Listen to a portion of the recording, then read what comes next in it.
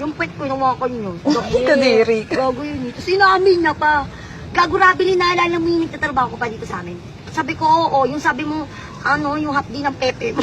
Sabi ko, bakit? Gago, nilagyan ko kaya ng sili yung panty mo. Hello? Totoo yung tanga. Una, naligo ko yata. Ewan ko basta, naligo yata ako ng dagat nun eh. Ewan ko. Nagpalit yata ako. Sabi ko, tangin ang hapdi ng ang hapdi talaga. Ang sakit-sakit parang sili. Inisip ko, wala maglalagay ng sili. Kasi ba matanga maglalagay ng sili? Tangin ang hapdi talaga. Ang sakit-sakit. Wala ba't ganito talaga? Di nagugas ako ng pekpek. Gugas ako ng pekpek. Alam niyo pa kayo, magugas mo ako. Ang sakit talaga ng pekpek ko. Ang hapdi. Ang putang ino kagabi, yung nakaraang gabi lang niya inamit, gagurab talaga, kiniskisan ko ng sili yun. Di ba gagong putang ina? Palumpalo ko na ako makapag-react.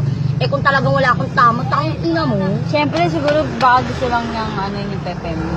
Di ang di nakikita niya hawak-hawak ko, parang tuwan-tuwa siya. Ano ba itsura ko? Sabi niya, di nga ako nagbabati pa ako sa itsura mo, hindi ko maintindihan kung ano ba yung eh.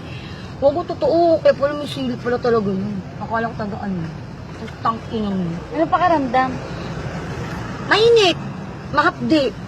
Pero hindi naman niya pinudpura niya. Kung pinudpura naman niya ng bongga, sisigaw naman ako. Parang siguro na dinampian niya lang. Pero talagang maramdaman yung hapdi ko. Ang hapdi, hawak-hawak ko yung pekpek ko. Tang ina Brian, ang hapdi ng pekpek ko. Sabi ko sa kanya.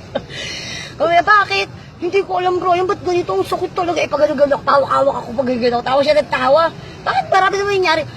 Hindi talaga Brian, ang sakit talaga Brian. Ang hapdi talaga ng pekpek ko. Ayun, nagugas ako. Talagang ganun pa rin yung nararamdaman ko.